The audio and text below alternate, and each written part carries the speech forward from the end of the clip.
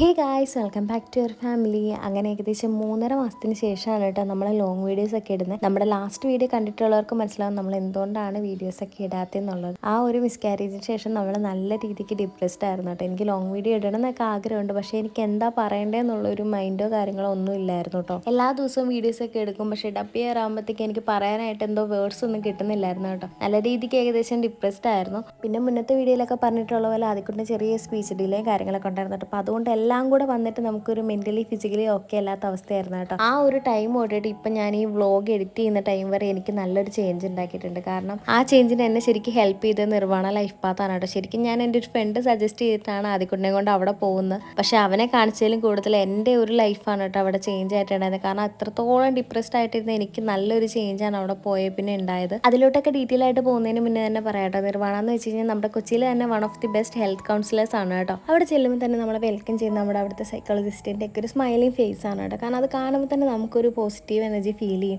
പിന്നെ ആദ്യക്കൂട്ടം നോർമലി അങ്ങനെ ആരുമായിട്ട് പെട്ടെന്നൊന്നും അറ്റാച്ച് ആവത്തില്ല, പക്ഷേ അവരുടെ അടുത്ത് ആൾ പെട്ടെന്ന് തന്നെ കമ്പനി ആയിട്ടുണ്ടായിരുന്നു കേട്ടോ. പിന്നെ നമ്മൾ നേരെ നമ്മുടെ കൗൺസിലിംഗ് റൂമിലോട്ട് പോയിട്ടുണ്ടായിരുന്നു കേട്ടോ. കാരണം ഫ്രം ബർത്ത് തൊട്ടിട്ടുള്ള അവൻ്റെ എല്ലാ ബുദ്ധിമുട്ടുകളും കാര്യങ്ങളും ഇപ്പോഴത്തെ അവൻ്റെ കണ്ടീഷൻസ് ഒക്കെ നമ്മൾ അവരുടെ അടുത്ത് കറക്റ്റായിട്ട് കൺവേ ചെയ്താൽ മാത്രമാണ് നമുക്കൊരു സൊല്യൂഷൻ കണ്ടുപിടിക്കാൻ പറ്റത്തുള്ളൂ. അപ്പോൾ അവർ ഇപ്പം നമ്മൾ ചെയ്യേണ്ട കാര്യങ്ങൾ എന്താണെന്നുള്ളതും പോസിറ്റീവ്സും നെഗറ്റീവ്സും ഒക്കെ പറഞ്ഞു തന്നിട്ടുണ്ടായിരുന്നു. മെയിനായിട്ട് ഇവരിവിടെ ഫോക്കസ് ചെയ്യുന്നത് കൂടുതലും DMIT ടെസ്റ്റുകളാണ് കേട്ടോ. അതായത് ഒരു ബ്രെയിൻ മാപ്പിംഗ് ടെസ്റ്റുകളാണ്. നമ്മുടെ കുഞ്ഞുങ്ങളുടെ ടേസ്റ്റ് ആൻഡ് പ്രിഫറൻസസ് കുഞ്ഞിൽ എന്താണെന്ന് നോക്കി അവർ വലുതാകുമ്പോൾ അതാണോ ചൂസ് ചെയ്യുന്നത്, അതിലേക്ക് വേറെ ഏതെങ്കിലും ഫീൽഡിലോട്ട് പോകുമോ എന്നുള്ളതൊക്കെ നമുക്കൊരു ടെസ്റ്റിലൂടെ മനസ്സിലാക്കുന്ന ഒരു കാര്യമാണ് കേട്ടോ DMIT ടെസ്റ്റ് എന്ന് വെച്ച് കഴിഞ്ഞാൽ. ഡീറ്റെയിൽ ആയിട്ടുള്ള ഒരു കൺസൾട്ടേഷന് ശേഷം ഡോക്ടർ നമുക്ക് എല്ലാ കാര്യങ്ങളും ഈച്ച് ആൻഡ് എവറിത്തിങ് ഡിസ്ക്രൈബ് ചെയ്തു തന്നു കേട്ടോ.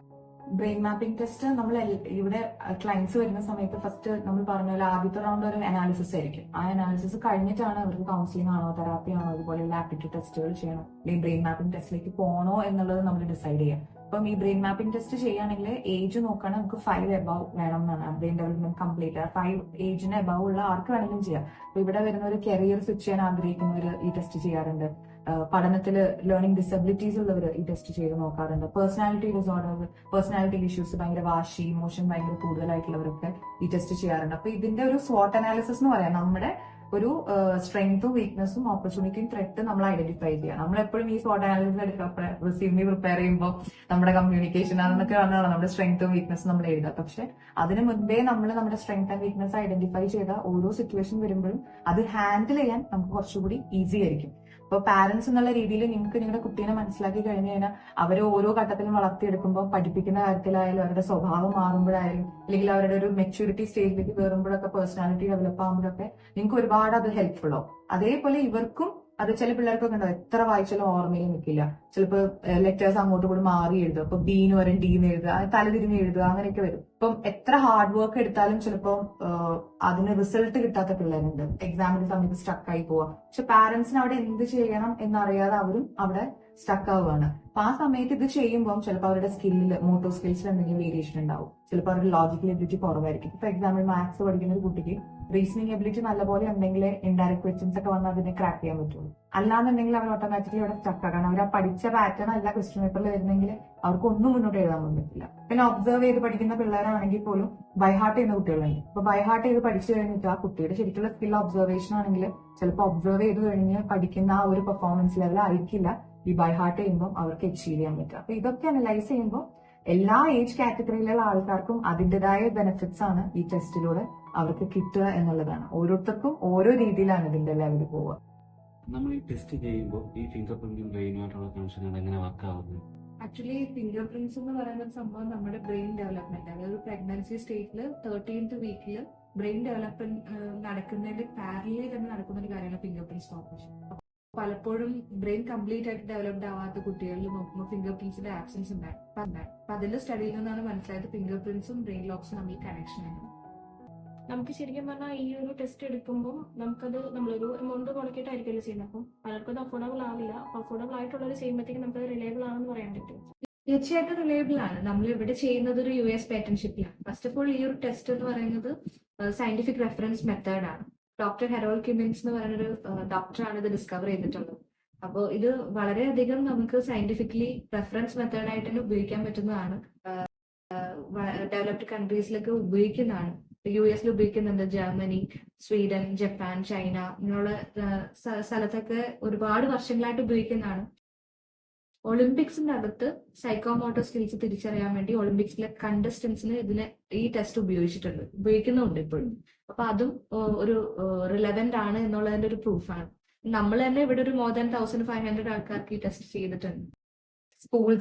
സ്കൂളിൽ ഒരുപാട് ടീച്ചേഴ്സും പ്രിൻസിപ്പൽസും ഒക്കെ നമ്മൾ അപ്രോച്ച് ചെയ്യാറുണ്ട്. അവരുടെ വീക്ക് ആയിട്ടുള്ള കുട്ടികളുണ്ടാവുമല്ലോ, അപ്പൊ അവർക്കൊന്ന് ഹെൽപ്പിംഗ് ഹാൻഡ് എന്നുള്ള രീതിയിൽ അവരെ സപ്പോർട്ട് ചെയ്യാനും ടീച്ചേഴ്സിന് ഒരു ഗൈഡ് ലൈൻ കൊടുക്കാനും അവരെ എങ്ങനെ ട്രെയിൻ ചെയ്യിക്കണം എന്നൊക്കെ പോകാനായിട്ടൊക്കെ നമ്മൾ ഇത് ചെയ്തു കൊടുക്കാറുണ്ട്. അപ്പൊ നമുക്ക് ഈ ടെസ്റ്റ് എടുക്കാൻ വേണ്ടി ഇവിടെ വരണമെന്നുണ്ടോ അതോ ഓൺലൈൻ ആയിട്ടാണ് നമുക്ക് ചെയ്യാൻ പറ്റും? അതെ, തീർച്ചയായിട്ടും നമുക്ക് ഓൺലൈനിലും ചെയ്യാം ഓഫ്ലൈനിലും ചെയ്യാൻ പറ്റും. നമ്മൾ ഓൺലൈനിൽ ചെയ്യുന്നവർക്ക് അതിൻ്റെതായിട്ടുള്ള ഒരു റൂൾസ് ഉണ്ട്. അപ്പൊ അത് ഫോളോ ചെയ്യാനായിട്ട് അവർക്ക് ഡെമോ അയച്ചു കൊടുക്കും. അപ്പൊ അതുപോലെയാണ് അവർ നമുക്ക് ബയോമെട്രിക്സ് അയച്ചത്. നമ്മൾ ബയോമെട്രിക്സ് യൂസ് ചെയ്തിട്ടാണ് ഈ ടെസ്റ്റ് എടുക്കുന്നത്. അപ്പൊ ഫിംഗർ പ്രിന്റ്സിന്റെ ഫോട്ടോസ് എടുക്കാനായിട്ട് നമ്മൾ അവർക്ക് ആ ഡെമോ അയച്ചു കൊടുത്ത് അവർ അതിനനുസരിച്ച് ചെയ്ത് നമ്മൾ ടെക്നിക്കൽ ടീം ക്രോസ് ചെക്ക് ചെയ്തിട്ടാണ് നമ്മൾ കൺഫർമേഷൻ എടുക്കുക. പിന്നെ സെഷൻസ് ആണെങ്കിൽ ഓൺലൈനായിട്ടും ഓഫ്ലൈനായിട്ടും തന്നെ നമ്മൾ പ്രൊവൈഡ് ചെയ്യുക. അപ്പൊ നമ്മളിപ്പം PDF ഫയലായിട്ടാണ് നമുക്ക് ഈ റിപ്പോർട്ട് നമ്മൾ കൊടുക്കുക. ഒരു 77 പേജസ് വരുന്ന റിപ്പോർട്ടാണല്ലോ. ഇത് നമ്മൾ PDF ആയിട്ടാണ് അയച്ചു കൊടുക്കുക. പിന്നെ അതിന്റെ എക്സ്പ്ലനേഷൻ നമ്മൾ ഡീറ്റെയിൽ ആയിട്ട് കൊടുക്കും. ഫർദർ അവർക്ക് എന്തെങ്കിലും ഹെൽപ്പ് വേണമെങ്കിൽ ചിലർ പാക്കേജ് ആയിട്ട് എടുക്കാറുണ്ട് നമ്മുടേത്. അപ്പം ഈ ടെസ്റ്റിന്റെ ഒപ്പം തന്നെ ചിലപ്പം കരിയർ ഗൈഡൻസ് വേണം. അപ്പൊ 10th സ്റ്റാൻഡേർഡിൽ എത്തിയിട്ടുള്ളൂ കുട്ടി. അപ്പൊ 10th ഇപ്പൊ കഴിയുമ്പോൾ സ്ട്രീം സെലക്ഷന് നമ്മൾ ഹെൽപ്പ് ചെയ്ത് കൊടുക്കും. അത് കഴിഞ്ഞിട്ട് ഫർദർ ആയിട്ട് ഏത് കോളേജ് ഏത് കോഴ്സാണ് കുറച്ചും കൂടി ഈസി ആയിട്ട് പോകാൻ പറ്റുന്നത്, ആ കുട്ടിക്ക് പറ്റുന്നത് ഏതാണെന്നുള്ളത് ഐഡന്റിഫൈ ചെയ്ത് നമ്മൾ പറ്റുന്ന രീതിയിലുള്ള സഹായങ്ങൾ നമ്മൾ ചെയ്തു കൊടുക്കാറുണ്ട്. ഇവിടെ പല പാക്കേജും പല റേറ്റിലായിരിക്കും. അപ്പൊ നോർമലി എല്ലാവർക്കും അഫോർഡ് ചെയ്യാൻ പറ്റുന്ന റേറ്റിലാണോ പാക്കേജുകളൊക്കെ വരുന്നത്? തീർച്ചയായിട്ടും നമ്മളിതിപ്പോ നിർവ്വാണയിൽ നമ്മൾ ചെയ്യുമ്പോൾ മാക്സിമം എല്ലാവർക്കും യൂസ്ഫുൾ ആണെന്ന് വിചാരിച്ചിട്ട് തന്നെയാണ് ചെയ്യുന്നത്.